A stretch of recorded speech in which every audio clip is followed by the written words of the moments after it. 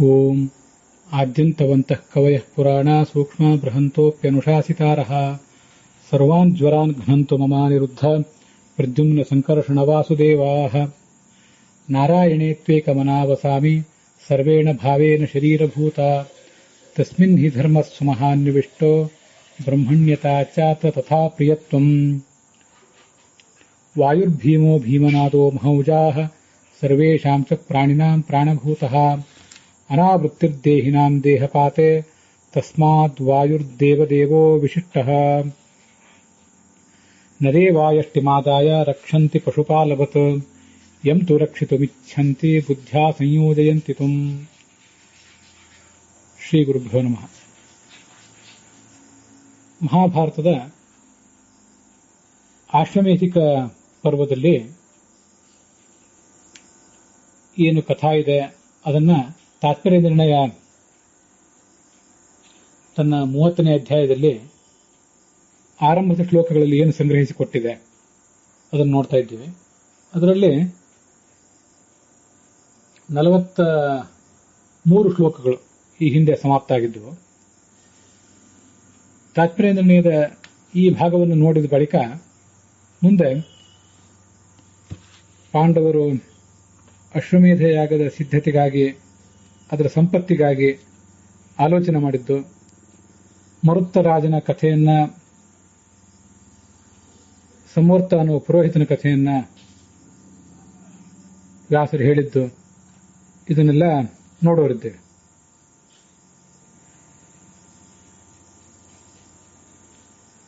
ಕಲಿ ಪಾಂಡವರ ರಾಜ್ಯದಲ್ಲಿ ಬಲಿ ಎಂಬ ಒಬ್ಬ ದೈತ್ಯನ ಜೊತೆಗೆ ಪ್ರವೇಶ ಮಾಡಿದ. ಪಾಂಡವರಿಗದು ತಿಳಿದು ಬಂತು. ಭೀಮಸೇನ ಆ ಕಲಿಯನ್ನು, ಬಲಿಯನ್ನು ಮೆಟ್ಟಿ ಧರ್ಮರಾಜನ ಬಳಿಗೆ ಕರ್ಕೊಂಡು ಬಂದ. ಧರ್ಮರಾಜ ಮತ್ತು ಕೃಷ್ಣರ ಎದುರಿಗೆ ಒಂದು ಸಂವಾದವೂ ಕೂಡ ನಡೆಯಿತು. ನಮ್ಮ ಕಾಲದಲ್ಲಿ ನೀನ್ಯಾಕೆ ಕಾಲಿಟ್ಟಿದ್ದೆ ಅಂತ ಧರ್ಮರಾಜ ಕಲಿಯನ್ನು ಕೇಳಿದ. ಇದು ನನ್ನದೇ ಕಲಿಯುಗ, ನನ್ನ ಪ್ರಭಾವ ಈಗ ಎಲ್ಲರ ಮೇಲೆ ಆಗಬೇಕು, ವಿಶೇಷತಃ ಬ್ರಾಹ್ಮಣರು ಮತ್ತು ರಾಜರ ಮೇಲೆ. ನಿನ್ನ ಧರ್ಮದ ಆಡಳಿತಕ್ಕೆ ಇಲ್ಲಿ ಯಾವುದೇ ಸ್ಥಾನ ಇಲ್ಲ ಅಂತ ಕಲಿ ಧರ್ಮರಾಜನಿಗೆ ಉತ್ತರ ಹೇಳಿದ. ಅದು ಸರಿ, ಆದರೆ ನಮ್ಮ ವಂಶ, ಧರ್ಮರಾಜನು ಹೇಳಿದ, ಕೃಷ್ಣನು ಹೇಳಿದ, ಪಾಂಡವರ ಸಂತತಿ ಇರುವಷ್ಟು ಕಾಲ ನೀನು ಭೂಮಿಯಲ್ಲಿ ಎಷ್ಟೇ ಪ್ರಯತ್ನ ಪಟ್ಟರೂ ನಿನಗೆ ಪೂರ್ಣ ಸಾಮರ್ಥ್ಯವನ್ನು ತೋರಿಸಲಿಕ್ಕಾಗೋದಿಲ್ಲ. ಕ್ಷೇಮಕನವರೆಗೂ ಪಾಂಡವರ ಸಂತತಿ ಇರ್ತದೆ. ಆಗ ನೀನು ನಿನ್ನ ಬಾಲ ಬಿಚ್ಚುವಂತಿಲ್ಲ. ಮತ್ತೆ ಇಲ್ಲಿ ಹೇಳಿದಂಥ ಕೆಲವು ವಸ್ತುಗಳು, ಗಡಿ, ಅಡವಿಟ್ಟ ವಸ್ತು, ಬಹುಜನರ ಸಾಕ್ಷಿ ವಚನ, ತಕ್ಕಡೆ, ಅಳತೆ ಪಾತ್ರೆ, ಇವುಗಳನ್ನು ನೀನು ಯಾವತ್ತೂ ಮುಟ್ಟುವಂತಿಲ್ಲ ಅಂತ ಧರ್ಮರಾಜ ಹೇಳಿದ್ದ.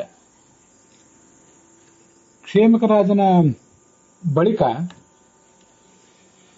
ನಿನ್ನ ಶಕ್ತಿ ಪೂರ್ಣವಾಗಿ ಬೆಳೀತಾ ಹೋಗ್ತದೆ.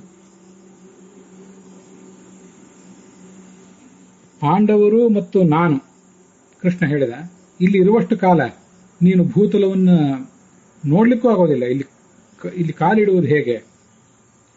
ನಾವು ಹೋದ ಬಳಿಕ, ನಮ್ಮ ಅವತಾರ ಪರಿಸಮಾಪ್ತ ಆದ ಬಳಿಕ ನೀನು ಭೂಮಿಯ ಮೇಲೆ ಕಾಲು ಉರಬಹುದು ಅಂತ ಕೃಷ್ಣ ಕಲಿಗೆ ಹೇಳಿದ. ಧರ್ಮರಾಜ ಅವನನ್ನು ಬಿಟ್ಟ. ಅವನು ತಾನು ಪ್ರಣಮ್ಯ ಕೃಷ್ಣನಿಗೂ ಧರ್ಮರಾಜನಿಗೂ ನಮಸ್ಕಾರ ಮಾಡಿ ಹೊರಟು ಹೋದ. ಸಮುದ್ರದಾಚೆ ಒಂದು ದ್ವೀಪದಲ್ಲಿ ಒಂದು ಗುಹೆಯನ್ನ ಆಶ್ರಯಿಸಿದ. ಪಾಂಡವರು ಕೃಷ್ಣನ ಮಾರ್ಗದರ್ಶನದಲ್ಲಿ ಭೂಮಿಯನ್ನು ಆಳ್ತಾ ಸಂತೋಷವಾಗಿದ್ದರು ಅಂತ ಹೇಳ್ತದೆ 47ನೇ ಶ್ಲೋಕ ಈ 30ನೇ ಅಧ್ಯಾಯದಲ್ಲಿ. ಈ 42ನೇ ಶ್ಲೋಕದಲ್ಲಿ ಸೀಮಾ ಆಧಿಹಿ ಬಹುವಾಕ್ಯಂ ಚ ತುಲಾಮಾನೇ ಚ ಮೇ ಕರಹ ಅಂತ ಬಂತು. ಅಲ್ಲಿ ಸೀಮಾ ಅಂದ್ರೆ ಏನು? ಕೆಲವು ಕಡೆ ಗ್ರಾಮದ ಗಡಿ ಅಂತ ಅನುವಾದ ಮಾಡಿದ್ದಾರೆ. ಗ್ರಾಮದ ಗಡಿಯೂ ಸರಿಯೇ, ಆದರೆ ಬರೇ ಗ್ರಾಮದ ಗಡಿ ಅಲ್ಲ. ಸೀಮಾ ಅಂದ್ರೆ ಮರ್ಯಾದಾ, ಅವಧಿ ಅಂತ ಅರ್ಥ. ಅದು ಕಾಲದ ಗಡಿ ಮತ್ತು ದೇಶದ ಗಡಿ ಅಂತ ಎರಡು ಥರ ಅಂತ ಹೀಗೆ ಗೋವಿಂದಾಚಾರ್ಯರು ಅದನ್ನು ವ್ಯಾಖ್ಯಾನ ಮಾಡಿದ್ದಾರೆ. ಅದನ್ನ ಈಗ ಹೇಳಬೇಕು ಅಂತ ಬಯಸ್ತೇನೆ. ವತ್ಸರ, ಒಂದು ಮಾಸ, ಪಕ್ಷ, ದಿನ ಇವೆಲ್ಲ ಕಾಲದ ಗಡಿಗಳು.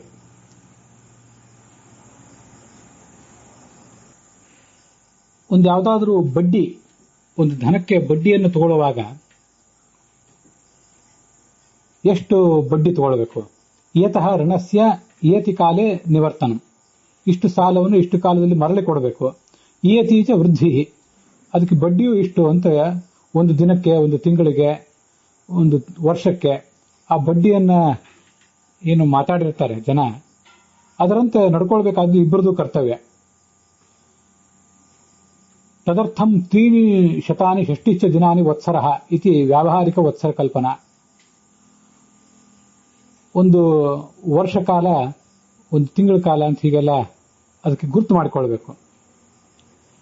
ಮತ್ತೆ ಆ ವರ್ಷದಲ್ಲಿಯೂ ಕೂಡ ಈ ರಾಜರ, ಆಯಾ ಕಾಲದಲ್ಲಿ ಯಾರ್ಯಾರು ರಾಜರಿದ್ರು ಅವರವರಲ್ಲಿ ನಡೆದಿರುವಂತಹ, ಅವರವರ ಕಾಲದಲ್ಲಿ ನಡೆದಿರುವಂತಹ ಶಕ ವರ್ಷವನ್ನು ತಿಳ್ಕೊಳ್ಬೇಕು.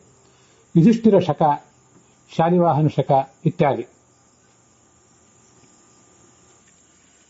ಕಲಿಯುಗದ ಪ್ರಮಾಣ 4,32,000 ವರ್ಷ. ಈಗ 5,122 ಕಲಿಯು ವರ್ಷಗಳು ಸಂದು ಹೋಗಿವೆ. ಇನ್ನು 4,26,878 ಕಲಿಯುಗಗಳು ಇನ್ನು ಮುಂದೆ ಬರಬೇಕಾದದ್ದು. ಮುಗಿದು ಹೋದದ್ದು ಗತ ಕಲಿವರ್ಷ 5,122. ಈ ಕಲಿಯುಗದಲ್ಲಿ 6 ಜನ ರಾಜರು ಶಕಪುರುಷರು ಅಂತ ಕರೆಸ್ಕೋತಾರೆ. ಮೊದಲನೇದಾಗಿ ಯುಧಿಷ್ಠಿರ. ಇಲ್ಲಿ ಗೋವಿಂದಾಚಾರ್ಯ ವ್ಯಾಖ್ಯಾನದಲ್ಲಿ ಯುಧಿಷ್ಠಿರ ಶಕವರ್ಷ, ಶಾಲಿವಾಹನ ಶಕವರ್ಷ ಇತ್ಯಾದಿ ಇದೆ. ಅದನ್ನ ನಾನು ಪಂಚಾಂಗ ನೋಡಿ ಹೀಗೆ ಹೇಳ್ತಿದ್ದೇನೆ. ಯುಧಿಷ್ಠಿರನ ಆಡಳಿತ ಮೊದಲು 3,044 ವರ್ಷ. ಯುಧಿಷ್ಠಿರ ಕಲಿಯುಗದಲ್ಲಿ ಇದ್ದದ್ದು ಕೇವಲ 36 ವರ್ಷ. ಆದರೆ ಅವನ ಹೆಸರಿನಲ್ಲಿ ಒಟ್ಟು 3,044 ವರ್ಷಗಳು. ಮುಂದೆ ವಿಕ್ರಮ ಅಂತ. ಯುಧಿಷ್ಠಿರ ಇದ್ದದ್ದು ಹಸ್ತಿನಾವತಿಯಲ್ಲಿ, ವಿಕ್ರಮಾದಿತ್ಯ ಇದ್ದದ್ದು ಉಜ್ಜಯಿನಿಯಲ್ಲಿ. ಅವನ ಹೆಸರಿನಿಂದ 135 ಶಕವರ್ಷಗಳು. ಮುಂದೆ ಪ್ರತಿಷ್ಠಾನ ನಗರದಲ್ಲಿ 18,000 ವರ್ಷ ಕಾಲ ಶಾಲಿವಾಹನ ಶಕವರ್ಷ ಅಂತ. ಈಗ ನಡೆದಿರುವುದು ಶಾಲಿವಾಹನ ಶಕವರ್ಷವೇ. ಗತ ಶಾಲಿವಾಹನ ಶಕಗಳು ಈ ಹಿಂದೆ ನಡೆದು ಹೋಗಿರುವಂಥದ್ದು 1,943 ಶಾಲಿವಾಹನ ಶಕವರ್ಷಗಳು ಕಳೆದು ಹೋಗಿವೆ. ಈಗ ನಡೆದಿರುವುದು 1944ನೇಯ ಶಾಲಿವಾಹನ ಶಕವರ್ಷ. ಮುಂದೆ ಬರಬೇಕಾದದ್ದು 16,057 ಶಾಲಿವಾಹನ ಶಕವರ್ಷಗಳು. ಮುಂದೆ ವೈತರಣಿ ನದಿಯ ವೈತರಣಿ ತೀರ ಅಂತ ಪ್ರದೇಶ, ಅಲ್ಲಿ ವಿಜಯಾಭಿನಂದನ ಅಂತ ರಾಜ, ಅವನದು 10,000 ವರ್ಷ ಕಾಲ. ಮುಂದೆ ನಾಗಾರ್ಜುನ ಅಂತ ಒಬ್ಬ ಕಾವೇರಿ ತೀರದಲ್ಲಿ, ಅವನದು 4 ಲಕ್ಷ ವರ್ಷ. ಕೊನೆಗೆ ಕಲ್ಕಿ ಭೂಪ ಅಂತ, ಅವನ ಶಕವರ್ಷ ಗೌಡ ದೇಶದಲ್ಲಿ 821 ವರ್ಷ. ಹೀಗೆ ಆ ಕಾಲದ ಸೀಮಾ ಅಂತ ಬಂದಾಗ ಯುಧಿಷ್ಠಿರ ಶಕವರ್ಷ, ಶಾಲಿವಾಹನ ಶಕವರ್ಷ ಇದನ್ನೆಲ್ಲ ಹೇಳಬೇಕು ಅಂತ ಕಾಣಿಸ್ತು, ಅದಕ್ಕಾಗಿ ಹೇಳಿದ್ದೇನೆ. ಆದ್ರಿಂದ ಈಗ ನಾವು ಕಳೆದು ಹೋಗಿರುವಂಥದ್ದು 1,943 ಶಾಲಿವಾಹನ ಶಕವರ್ಷ. ಈಗ ನಡೆದಿರುವಂಥದ್ದು 1944ನೇದ್ದು. 2021ನೇ ಕ್ರೈಸ್ತ ಶಕವರ್ಷ ಈಗ ನಡೆದಿರೋದು. ಅದರಲ್ಲಿ ಕೆಲವು ಒಂದು 70-80 ವರ್ಷ ವ್ಯತ್ಯಾಸ ಇದೆ. 1944ನೇ ಶಕವರ್ಷ ಈ ಶಾಲಿವಾಹನಿಗೆ ಸಂಬಂಧಪಟ್ಟದ್ದು. ಆದ್ರಿಂದಲೇ ನಾವು ಈಗ ಹೇಳ್ತಾ ಇರುವುದೆಲ್ಲವನ್ನು ಕೂಡ 1944ನೇ ಶಕವರ್ಷ ಅಂತ ಹೇಳಬೇಕು.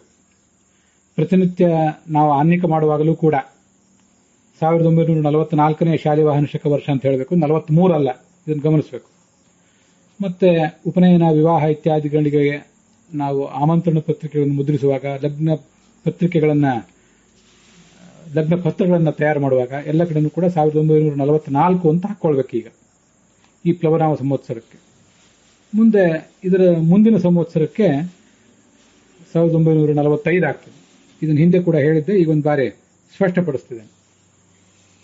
ಈ ಸೀಮಾ ಅಂತ ಬಂತಲ್ಲ, ಈ ಸೀಮೆಗಳನ್ನು ನೀನು ಯಾವತ್ತೂ ಮೀರಬಾರದು ಅಂತ ಯುಧಿಷ್ಠಿರ ಆ ಕಲಿಗೆ ಹೇಳಿದ್ದಾನೆ. ನಾವು ಈ ಪಂಚಾಂಗದಲ್ಲಿಯೂ ಕೂಡ ನಾವು ಪ್ರತಿನಿತ್ಯ ಪ್ರಾತಃ ಕಾಲದಲ್ಲೇ ಸ್ನಾನ ಮಾಡುವುದಕ್ಕಿಂತ ಮುಂಚೆನೂ ಮಂಗಲಾಷ್ಟಕ್ಕೆ ಹೇಳುವಾಗ ಒಂದು ಬಾರಿ ಪಂಚಾಂಗ ಶ್ರವಣ ಮಾಡ್ತೇವೆ. ಅದಾದ ಬಳಿಕ ಆಹ್ನಿಕದ ಪ್ರಾರಂಭದಲ್ಲಿ ಒಂದು ಬಾರಿ ಪಂಚಾಂಗವನ್ನ ಹೇಳ್ಕೊಳ್ತೇವೆ. ಸಂವತ್ಸರ, ಮುಂದೆ ಅಯನ ಇತ್ಯಾದಿಗಳನ್ನು ಹೇಳ್ತೇವೆ. ಇವೆಲ್ಲವೂ ಕೂಡ ಕಾಲದ ಗಡಿಗಳೇ. ಈ ಕಾಲದ ಗಡಿಗಳನ್ನು ಯಾವುದೂ ನೀನು ಮೀರಬಾರದು ಅಂತ ಯುಧಿಷ್ಠಿರ ಆ ಕಲಿಗೆ ಶಾಸನ ಮಾಡಿದ್ದನ್ನು ನಾವೀಗ ನೆನಪು ಮಾಡ್ಕೊಳ್ಳೋಣ. ಆದ್ರಿಂದಲೇ ಆಹ್ನಿಕದ ಪ್ರಾರಂಭದಲ್ಲಿ ಅಥವಾ ಆಹ್ನಿಕಕ್ಕಿಂತ ಮುಂಚೆ ಸ್ನಾನ ಮಾಡುವಾಗ ಒಂದು ಬಾರಿ ಸಂಕಲ್ಪ ಮಾಡ್ತೀವಲ್ಲ, ಅಲ್ಲಿ ಈ ಕಾಲದ ಗಡಿಗಳನ್ನ, ಈ ಶಾಲಿವಾಹನ ಶಕ, ಮುಂದೆ ಸಂವತ್ಸರ, ಅಯನ ಇತ್ಯಾದಿಗಳನ್ನು ನಾವು ಹೇಳಿದಾಗ ಕಲಿ ಅಲ್ಲಿ ಎಲ್ಲಿಯೂ ಕೂಡ ಪ್ರವೇಶ ಮಾಡಲಿಕ್ಕೆ ಅವಕಾಶ ಸಿಗದಂತಾಗ್ತದೆ. ನಾವು ಮಾಡುವಂತಹ ಎಲ್ಲಾ ಕಾರ್ಯವೂ ಕೂಡ ಕಲಿಯ ಸ್ಪರ್ಶ ಇಲ್ಲದೆ ಇರುವುದರಿಂದ, ಮತ್ತೆ ಯಾವ ದೈತ್ಯರ ಯಾವ ದುಷ್ಟಶಕ್ತಿಗಳ ಸ್ಪರ್ಶವೂ ಇಲ್ಲದೆ ನಮ್ಮ ಎಲ್ಲಾ ಕಾರ್ಯಗಳು ಕೂಡ ನಿಜವಾದ ಅರ್ಥದಲ್ಲಿ ಮಂಗಳ ಕಾರ್ಯ ಆಗಲಿಕ್ಕೆ ಅನುಕೂಲ ಆಗ್ತದೆ. ಅದಕ್ಕೆ ಬೇಕಾದಂತಹ ಶಾಸನವನ್ನು ಧರ್ಮರಾಜ ಮಾಡಿ ಹೋಗಿದ್ದಾನೆ. ನಾವು ಪ್ರತಿನಿತ್ಯ ಆ ಶಾಲಿವಾಹನ ಶಕ ಅನ್ನೋದನ್ನು ಹೇಳಿ, ಮುಂದೆ ಸಂವತ್ಸರವನ್ನು ಹೇಳಿ, ಅಯನವನ್ನು ಹೇಳಿ, ಮತ್ತೆ ಮಾಸ, ಋತು, ಮಾಸ, ಮತ್ತೆ ಪಕ್ಷ, ತಿಥಿ, ಕರಣ, ಯೋಗ, ನಕ್ಷತ್ರ ಇತ್ಯಾದಿ ಎಲ್ಲವನ್ನು ಹೇಳಬೇಕು. ಇವು ಎಲ್ಲವೂ ಕ್ರಮವಾಗಿ ಒಂದೊಂದು ಸೀಮಾನೆ. ಹೀಗೆಲ್ಲವನ್ನು ಉಚ್ಚಾರ ಮಾಡಿದ್ದಾದ್ರೆ ಯಾವುದೂ ಕೂಡ ನಮ್ಮ ಧರ್ಮ ಕಾರ್ಯ ವ್ಯರ್ಥ ಆಗೋದಿಲ್ಲ ಅನ್ನೋದನ್ನ ಯುಧಿಷ್ಠಿರ ಮತ್ತು ಕೃಷ್ಣ ಇಬ್ಬರು ಮಾಡಿಕೊಟ್ಟಿದ್ದಾರೆ ಅನ್ನೋದನ್ನ ಪ್ರತಿನಿತ್ಯ ನೆನಪು ಮಾಡ್ಕೊಳ್ಬೇಕು. ಮುಂದೆ ದೇಶ ಸೀಮಾ ಗಡಿ ಅಂದ್ರೆ ಗ್ರಾಮದ ಗಡಿ ಮಾತ್ರ ಅಲ್ಲ, ಒಟ್ಟಾರೆ ಜನಪದ, ಒಂದು ರಾಜ್ಯ, ಒಂದು ನಗರ, ಒಂದು ಹಳ್ಳಿ, ಒಂದು ಯಾವುದೋ ಜಮೀನು, ಅದರ ಸೀಮಾ, ಇವೆಲ್ಲವೂ ಕೂಡ ಗಡಿಗಳೇ. ಶಾಸನಾಧಿಕೃತೇಣ ಪುರುಷೇಣ ಶೃಂಖಲೆಯ ಮಾಪಯಿತ್ವ ನಿಶ್ಚೀಯತೆ. ಇದನ್ನ ಇವತ್ತು ಕೂಡ ಈಗ ಸ್ವಲ್ಪ ಕಾಲ ಬದಲಾಗಿರಬಹುದು.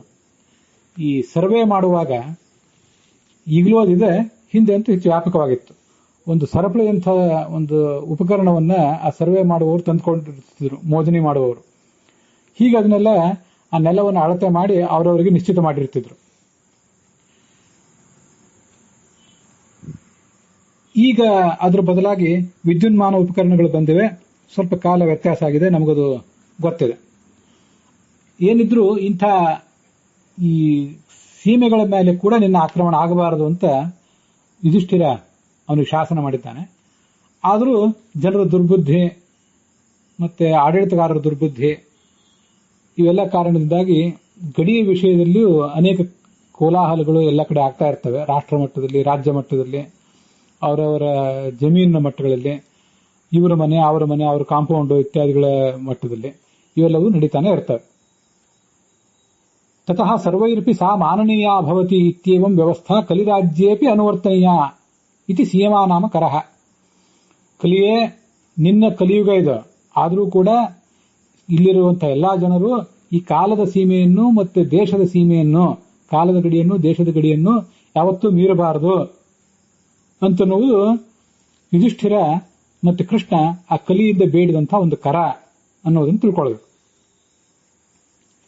ಮತ್ತೆ ಸಾಲ ಕೊಟ್ಟವನು, ಸಾಲ ತೆಗೆದುಕೊಂಡವನಿಂದ ತಗೊಳ್ಬೇಕಾದಂತಹ ಒಂದು ಬಡ್ಡಿ ಏನಿದೆ, ಅದಕ್ಕೂ ಕೂಡ ನಿರ್ದಿಷ್ಟವಾಗಿ ಇಷ್ಟೇ ಬಡ್ಡಿ ತಗೊಳ್ಬೇಕು, ಹೀಗೆ ಇದಕ್ಕಿಂತ ಹೆಚ್ಚು ತಗೊಳ್ಬಾರದು ಅನ್ನೋದಕ್ಕೆಲ್ಲ ನಿಯಮ ಮಾಡಬೇಕು.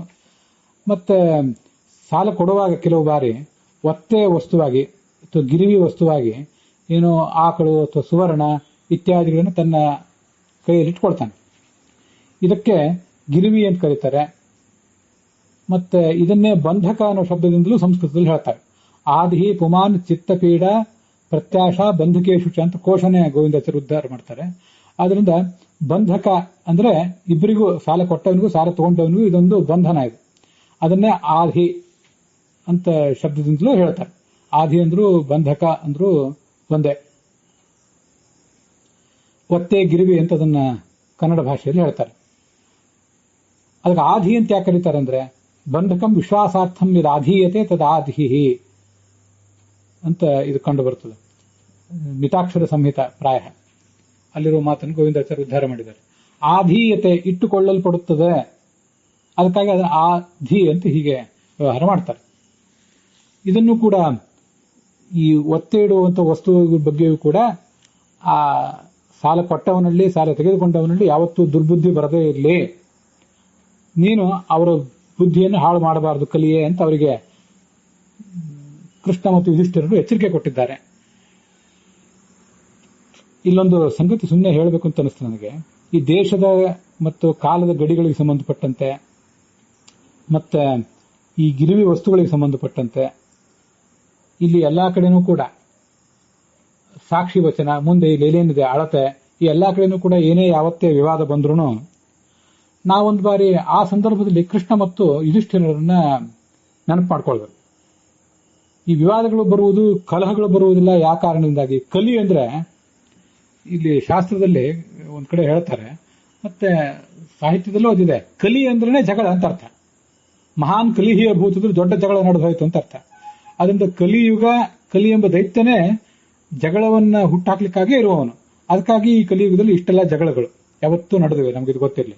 ಅದಕ್ಕಾಗಿಯೇ ದೇಶದ ಗಡಿ, ಕಾಲದ ಗಡಿ, ಅಡ್ವಿಟ್ಟ ವಸ್ತು, ಬಹುಜನರ ಸಾಕ್ಷ್ಯ, ಅಳತೆ, ಮಾಪು, ಎಲ್ಲೇ ಏನೇ ವಿವಾದಗಳು ಬಂದ್ರೂ ಪಂಚಪಾಂಡವರನ್ನ ಮತ್ತೆ ಕೃಷ್ಣನನ್ನ ನೆನಪು ಮಾಡಿಕೊಂಡ್ರೆ ತಕ್ಕ ಮಟ್ಟಿಗೆ ಅಲ್ಲಿ ಸಂಬಂಧಪಟ್ಟಂತಹ ವ್ಯಕ್ತಿಗಳೇನಿರ್ತಾರೆ, ಅಲ್ಲಿ ಕನ್ಸರ್ನ್ ಪರ್ಸನ್ಸ್ ಏನಿರ್ತಾರೆ, ಅವರೆಲ್ಲರ ಬುದ್ಧಿ ಒಂದಿಷ್ಟು ತಿಳಿ ಆಗ್ಲಿಕ್ಕೆ ಸಾಧ್ಯ. ಭಗವಂತನ ಅನುಗ್ರಹದಿಂದ, ಭಾಗವತರಾದ ಪಾಂಡವರ ಅನುಗ್ರಹದಿಂದ ಒಂದಿಷ್ಟು ನ್ಯಾಯ ಸಂಬಂಧಪಟ್ಟವರೆಲ್ಲರಿಗೂ ಕೂಡ ಸಿಗಲಿಕ್ಕೆ ಸಾಧ್ಯ ಅಂತ ನಾವು ತಿಳಿದುಕೊಳ್ಬೇಕು. ಇದನ್ನ ಯಾಕೆ ಈ ತರ ಕೋರಿಲೇಟ್ ಮಾಡಬೇಕು ಅಂತ ಅನಿಸ್ತಾ ಇದೆ ಅಂದ್ರೆ, ನಮಗೆ ಮಹಾಭಾರತದ ಕಥಾ ಒಂದು ಗೊತ್ತಿದೆ. ಅಲ್ಲಿ ಈ ಜನಮೇಜಯ ಯಜ್ಞದ ಸಂದರ್ಭದಲ್ಲಿ ಅನೇಕ ಸರ್ಪಗಳನ್ನ ಆಹುತಿ ಹಾಕ್ತಾ ಇದ್ರಲ್ಲ, ಆಗ ಆಸ್ತಿಕ ಆ ಸರ್ಪಗಳ ತಂಗಿಯಾದಂಥ ಜರತ್ಕಾರುವಿನಲ್ಲಿ ಹುಟ್ಟಿದವನು ಅಲ್ಲಿ ಬಂದು ಆ ಸರ್ಪಯಜ್ಞವನ್ನು ನಿಲ್ಲಿಸಿದ, ಆ ಹಾವುಗಳ ಮಾರಣ ಹೋಮವನ್ನು ನಿಲ್ಲಿಸಿದ. ಮತ್ತೆ ಅಲ್ಲೊಂದೆರಡು ಶ್ಲೋಕಗಳು ಬರ್ತವೆ.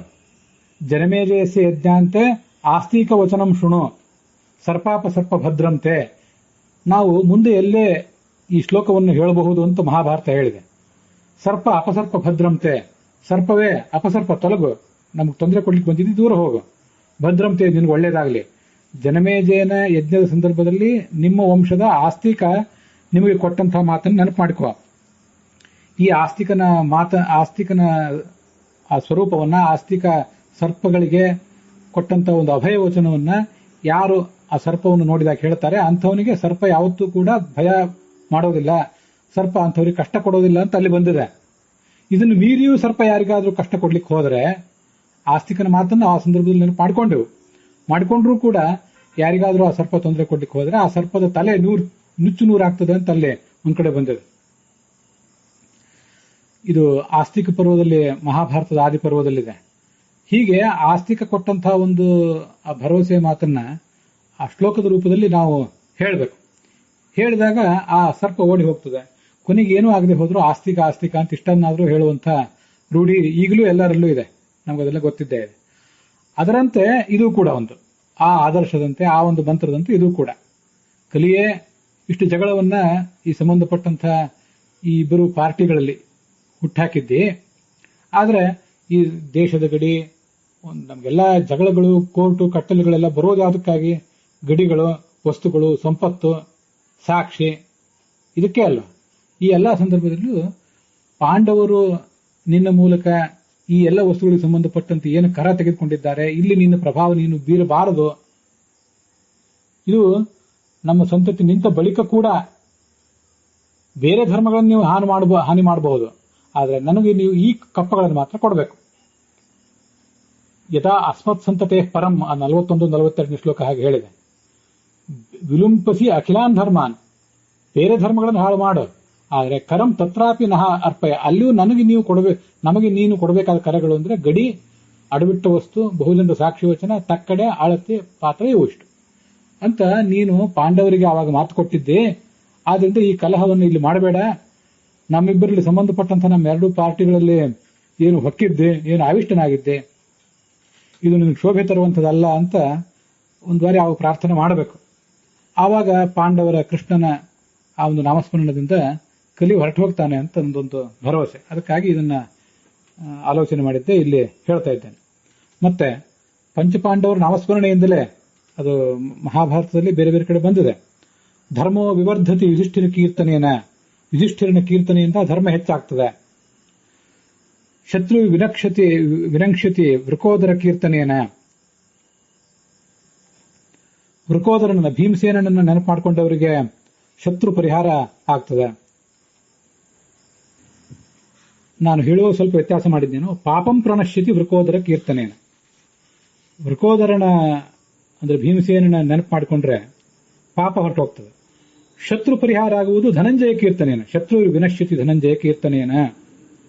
ಮತ್ತೆ ಮಾದ್ರಿ ಸುತವು ಕಥಯತಾಂ ನಭವಂತಿ ರೋಗಾಹ. ಅಶ್ವಿನಿ ದೇವತೆಗಳನ್ನು ನೆನಪು ಮಾಡಿಕೊಂಡ್ರೆ ಯಾವ ರೋಗಗಳು ಕೂಡ ನಮಗೆ ಬರೋದಿಲ್ಲ. ಇವತ್ತು ನಾವಿರುವ ಪರಿಸ್ಥಿತಿ ಈಗೇನಿದೆ, ಈ ಎಲ್ಲ ರೋಗಗಳಿಂದ ಏನು ಜಗತ್ತು ಪೀಡಿತ ಆಗಿದೆ, ಇಂತಹ ಸಂದರ್ಭದಲ್ಲಿ ಅಶ್ವಿನಿ ದೇವತೆಗಳನ್ನ, ಅವರ ಅವತಾರಭೂತರಾದಂತಹ ನಕುಲ ಸಹದೇವರನ್ನ, ಅರ್ಜುನನನ್ನ, ಭೀಮ ವಿದುಷ್ಟಿರರನ್ನ ನೆನಪು ಮಾಡ್ಕೊಳ್ಬೇಕು. ಹಾಗೆ ಅವ್ರ ಜೊತೆ ದ್ರೌಪದಿಯನ್ನು ಕೂಡ ನೆನಪು ಮಾಡಿಕೊಳ್ಬೇಕು. ಆಕೆ ವೇದ ವಿದ್ಯಾ, ತತ್ವಜ್ಞಾನದ ಸಂಕೇತವಾದಂತಹ ಅವಳನ್ನು ಕೂಡ ನೆನಪು ಮಾಡ್ಕೊಳ್ಬೇಕು. ಮತ್ತೆ ಕಲಿ ಪರಿಹಾರಕ್ಕೆ ಹಿಂದೆ ಅಲ್ಲೆಲ್ಲ ಬಂದಿದೆ, ನಾವು ಅವಾಗ ನೋಡಿದ್ದೇವೆ. ಕಾರ್ಕೋಟಕಸ್ಯ ನಾಗಸ್ಯ ದಮಯಂತ್ಯ ನಲಸ್ಯ ಚ ಋತುಪರ್ಣಸ್ಯ ರಾಜರ್ಷೇಹೇ ಕೀರ್ತನಂ ಕಲಿನಾಶನಂ. ಕಾರ್ಕೋಟಕ ನಾಗನನ್ನು ನೆನಪು ಮಾಡ್ಕೊಳ್ಬೇಕು. ಅದೆಲ್ಲ ನಳದಮಯಂತಿ ಕಥೆಯಲ್ಲಿ ಬಂದಿದೆ. ದಮಯಂತಿ, ಮಹಾತ್ಮಳಾದ ದಮಯಂತಿ ಮತ್ತು ನಲನ ನೆನಪು ಮಾಡ್ಕೊಳ್ಬೇಕು. ಅವರ ಆ ನಲನ ಆಪ್ತನಾದಂತಹ ಋತುಪರ್ಣ ರಾಜನನ್ನು ನೆನಪು ಮಾಡ್ಕೊಳ್ಬೇಕು. ಇದಿಷ್ಟು ಕಲಿನಾಶನ ಮತ್ತು ಪುಣ್ಯವರ್ಧಕ ಆಗಿದೆ ಅಂತ ಅಲ್ಲೇ ಬರ್ತದೆ. ಮುಂದೆ ಬಹುವಚನ, ಬಹುಜನದ ವಚನ ಅನ್ನುವಂಥ ಒಂದು ಸಾಕ್ಷಿ ವಚನ. ವಿವಾದ ನಡೆದಾಗ ಯಾವುದು ಯುಕ್ತ ಯಾವುದು ಅಯುಕ್ತ ಅಂತ ತೀರ್ಮಾನ ಮಾಡಲಿಕ್ಕಾಗಿ ಬಹುವಾಕ್ಯ, ಪ್ರಜಾಪ್ರಭುತ್ವ ನಾಮ ತೃತೀಯ ಕರಹ ಅಂತ ಹೇಳ್ತಾರೆ ಗೋವಿಂದಾಚಾರ್ಯ. ಬಹುಜನರ ಮಾತನ್ನ ಅವಲಂಬಿಸಿ ಅದರಲ್ಲೂ ಯಾವುದು ಸಾಕ್ಷಿ ನಮಗೆ ನಂಬಿಕೆ ಯೋಗ್ಯ ಅನ್ನೋದನ್ನು ತೀರ್ಮಾನ ಮಾಡಬೇಕು. ಆ ಬಹುಜನರ ಬುದ್ಧಿಯನ್ನ ಯಾವತ್ತೂ ನೀನು ಹಾಳು ಮಾಡಬೇಡ ಅಂತ ಕಲಿಗೆ ಧರ್ಮರಾಜ ಶಾಸನ ಕೊಟ್ಟಂತಾಯ್ತು. ಬಹುಜನರ ಮಾತನ್ನು ತಗೊಳ್ಬೇಕಾಗುದು, ಆದ್ರೆ ಬಹುಜನರೇ ಒಂದು ವೇಳೆ ಬುದ್ಧಿ ಹಾಳು ಮಾಡುವಂಥವ್ರಾಗಿಬಿಟ್ಟಿದ್ರೆ, ಅವರಿಗೆ ಬುದ್ಧಿ ಇಲ್ಲದೆ ಹೋದ್ರೆ ಅವರ ಬುದ್ಧಿ ಭ್ರಷ್ಟ ಆಗಬಾರ್ದು. ಅದಕ್ಕಾಗಿ ಕಲಿಗೆ ಶಾಸನ, ಧರ್ಮರಾಜಂತು ಮತ್ತೆ ಕೃಷ್ಣಂದು. ಮುಂದೆ ತುಲಾ ಅಂದ್ರೆ ತಕ್ಕಡಿ.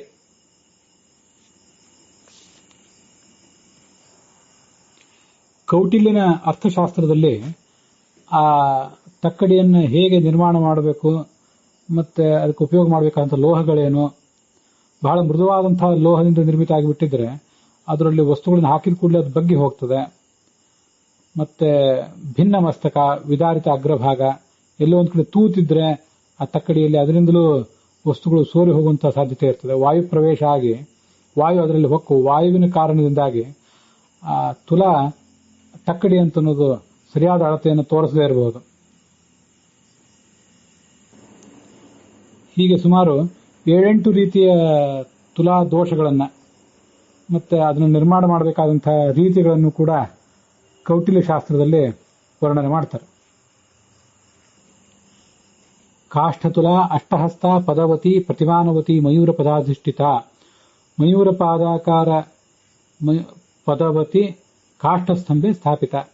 ನಮಗೆ ಗೊತ್ತಿರುವಂತೆ ತಕ್ಕಡಿಯನ್ನ ಆ ನೆಲದ ಮೇಲೆ ದೃಢವಾಗಿ ಒಂದು ಪ್ಲೇಟ್ ಏನಿರ್ತದೆ, ಕಟ್ಟಿಗೆ ಅಥವಾ ಮರದ ಪ್ಲೇಟ್, ಅದರ ಮೇಲೆ ಊರ್ಧ್ವಮುಖವಾಗಿ ಒಂದು ಕಂಬ ಇರ್ತದೆ. ಆ ಕಂಬಕ್ಕೆ ಆ ಕಡೆ ಈ ಕಡೆ ಎರಡೂ ಕಡೆ ತಕ್ಕಡಿಯನ್ನ ಜೋತು ಬಿಟ್ಟಿರ್ತಾರೆ.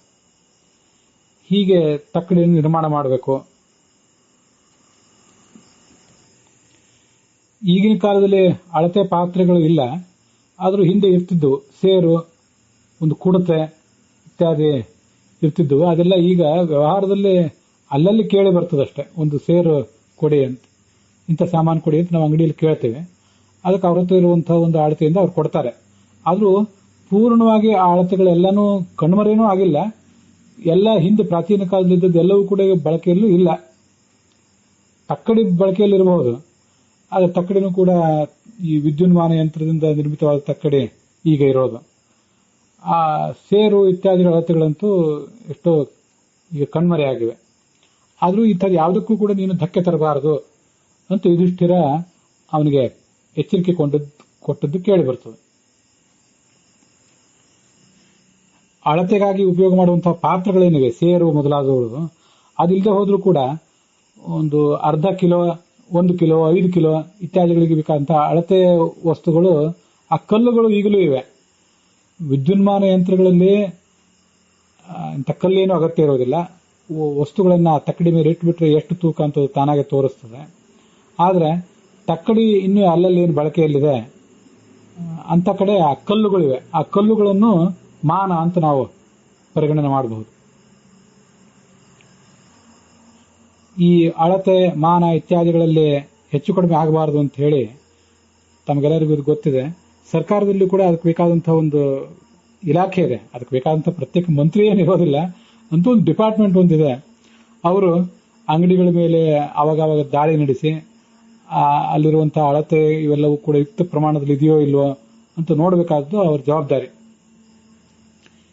ಹೀಗೆ ಆ ಧರ್ಮಾಧರ್ಮಗಳ ನಿರ್ಣಯಕ್ಕಾಗಿ ಅವರೇನು ಒಂದು ವ್ಯವಸ್ಥೆ ಮಾಡಿಕೊಟ್ಟಿದ್ರು, ಅದರ ಒಂದು ಕೆಲವು ಅವಶೇಷಗಳು, ಕುರುಹುಗಳು ಈಗ ಅಲ್ಲಲ್ಲಿ ಕಂಡು ಬರ್ತವೆ.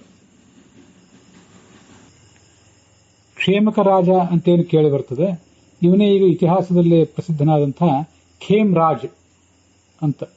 ಅವನನ್ನೇ ಆ ಪಾಂಡವರ ಸಂತತಿಯ ಕೊನೆಯ ರಾಜ ಕ್ಷೇಮಕ ಅಂತ ಹೀಗೆ ನಾವು ಕೇಳ್ತೇವೆ.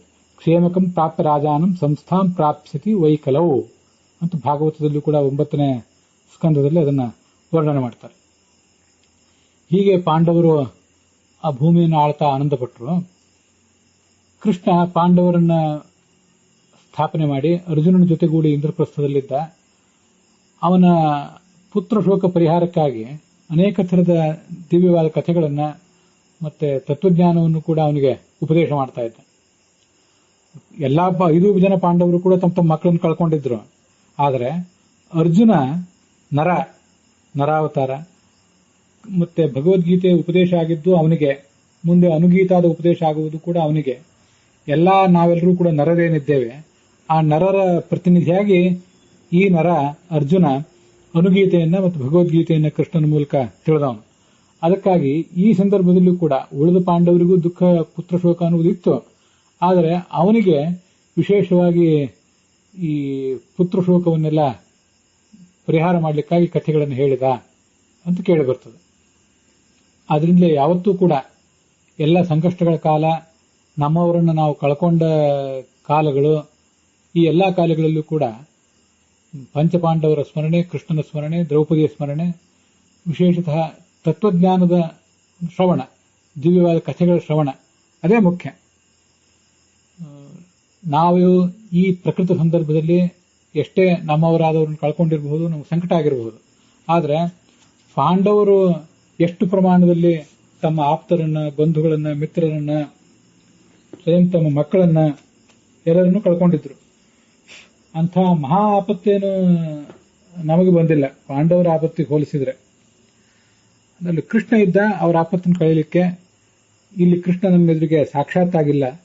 ಆದರೂ ಆ ಕೃಷ್ಣ ಪಾಂಡವರ ಕಥೆಯನ್ನು ಹೇಳುವಂತಹ ಮಹಾಭಾರತ ತಾತ್ಪರ್ಯ ನಿರ್ಣಯ ಮೊದಲಾದದ್ದಿದೆ.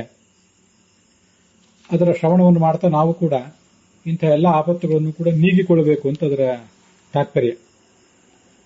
ಮುಂದೆ ಈ ತಾತ್ಪರ್ಯ ನಿರ್ಣಯದಲ್ಲಿ 30ನೇ ಅಧ್ಯಾಯದಲ್ಲಿ 49ನೇ ಶ್ಲೋಕದಲ್ಲಿ ಅನುಗೀತ ಅನ್ನುವುದರ ವರ್ಣನ ಇದೆ. ಆ ಅನುಗೀತ ಅನ್ನುವ ಕಥಾ ಮಹಾಭಾರತದಲ್ಲಿ ಬರುವುದು ಇನ್ನು ಮುಂದೆ.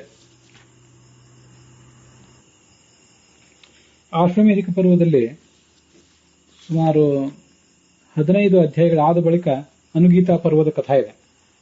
ಆ 15ನೇ ಅಧ್ಯಾಯದ ಜೊತೆಗೆ ತಾತ್ಪರ್ಯ ನಿರ್ಣಯದ ಈ ಶ್ಲೋಕಗಳನ್ನು ಹೊಂದಿಸಿಕೊಂಡು ಮುಂದೆ ನಾವು ಅನುಗೀತಾ ಪರ್ವ ಇತ್ಯಾದಿಗಳನ್ನ ನೋಡ್ತೇವೆ.